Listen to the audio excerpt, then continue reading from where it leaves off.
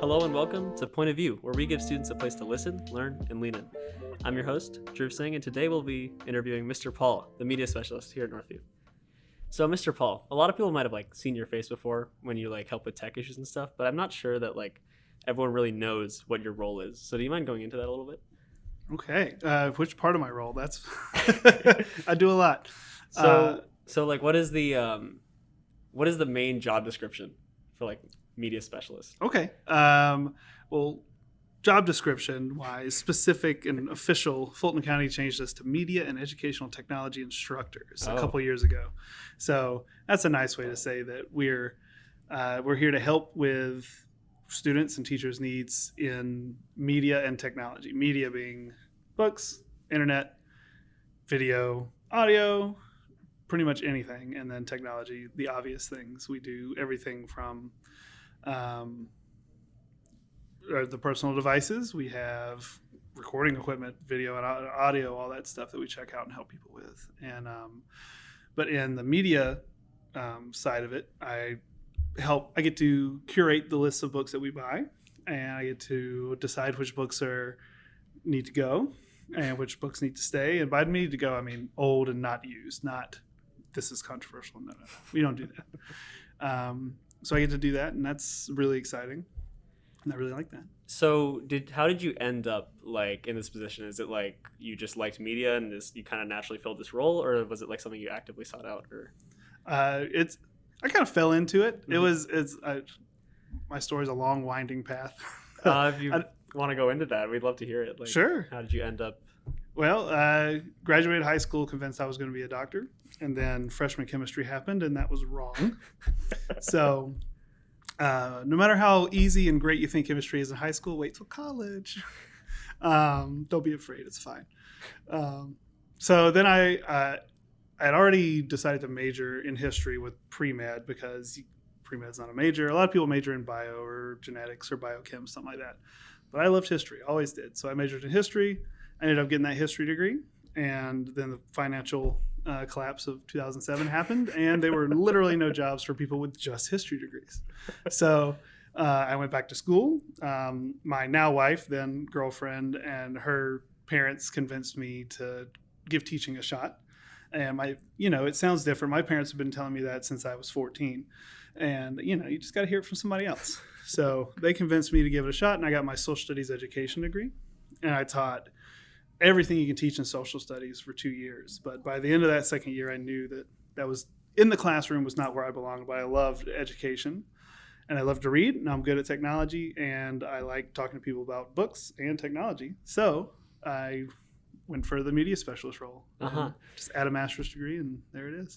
So, and then on top of the media specialist stuff, you're involved with a lot of extracurriculars. So do you mind going through some of those? Yeah, absolutely. The one that I love the most and takes up the most of my time is marching band. Mm-hmm. I was involved in band from the time I was 10 years old until now, and I was lucky enough my second year here that I went and talked to Miss Dickerson, the band director, and asked if she needed any help. And she was like, "Oh my God, please come help." So I'm lucky enough I'm one of the few folks that gets to be an assistant marching band director without a music degree, which is pretty rare, and it's an excellent situation. I'm very lucky to be here, and I love working with the marching band and doing that. So that takes the most of my time, and it's where my heart is outside of the library. Mm-hmm. But I also sponsored a lot of clubs. I restarted Model UN here in 2014 and passed that on when I had a kid, because it takes up so much time, and so do kids. I sponsored the book club here, which is natural for a librarian. We had one when I got here, and I kept that going for a couple of years, and it just kind of interest waned. So I just, as if students aren't interested in it, then it's not going to be great. So I let it pass, and then this year a couple of students approached me and asked about starting another one. So I was very happy to do that. This year, we've also started a makerspace club. Some students approached me that had obtained some 3D printers and other making equipment through a charity they were working with during the pandemic to make PPE. and they wanted to start a makerspace club here where students can come and just make things with 3D printers, laser printers, CNC machines, all that kind of stuff. So we do that. We meet every Tuesday and just build things and cut things and burn things, and it's great. To go back to marching band, so Sure. assistant director, what do you exactly like? What does that entail when during the season and stuff like that? Like, I do basically whatever Miss Dickerson needs me to do. We have instrument specialists for each instrument, so I don't need to help with that. But what we don't have are marching technique specialists. So we have Mike Roston is a former student of Miss Dickerson, and so he's an alumnus of Northview High School and teaches music in Cherokee County. But he comes and helps us with visuals. But I do more with like on the one-on-one on the field, helping with marching technique and helping people do that. And then I do logistics and just really anything that's needed. do you have any like thoughts on the season as it just wrapped up? Like how marching band did, or like any like thoughts? Should I say the marching band or the football team? Oh yeah. The marching band. We can stay away from that. We had a really good year this year. We were actually very pleasantly surprised because after the pandemic, a lot of bands like Milton typically has 200 people in their band or more. They were down to 130 this year. Mm-hmm. And we usually march around 120, 140. So we were afraid that we'd be down around 80, 60, but we had 109 people come out. It was great. Everybody, you could tell that everybody, directors, students, everybody was so happy to be there because everybody was so much more focused than we've ever been. And I think we had one of our best seasons we've had since I've been involved with it. Yeah, you could really hear it come out when they were playing during games and stuff. It was a lot of fun. Thanks. Yeah. And you said you have a background in playing music, right? Did you play music during college? Oh, yeah. I marched in the march band at UGA for 5 years, super senior year. Got to get one more in. Uh-huh. And I marched in high school and played in concert bands in elementary school. What instrument did you play? Saxophone and French horn and bass drum. Okay. Whoa, that's quite a few. Yeah. Eclectic. I'm sure you could tell I have eclectic taste. I can never pick what I wanted to do for a living because I couldn't decide what I liked the best, and I couldn't pick which instrument I want to play because I couldn't decide which I liked the best. Yeah, so. That's a big reason I thought interviewing you would have been fun for this, because I've seen you around the school just doing whatever, really. You like helping out with devices, and then one day you were like offering to help out with the Bolt and stuff, like uploading to YouTube, and then you were like doing 3D printing, and I was like, he probably has an interesting job. Is there like a reason why you like pick up so many clubs? Like, do you just like seeing students do this stuff, or is it just like of some of your interests? Like, is there like it's a good mix. Mm-hmm. I love the day-to-day of my media specialist position, but the thing I miss the most from being a classroom teacher is forming relationships with students. Mm-hmm. Like it's hard in a librarian role to meet and really get to know students because I see 1,000 kids a day instead of 120 and maybe 150. Look at the other teachers in the room. So it's hard to get to know kids. So that's one of the reasons I wanted to get involved in band and clubs and things. Is I enjoy the specific activities because I didn't seek out clubs that I would not enjoy participating with. That would be no fun at all. Why would I spend my extra time doing that?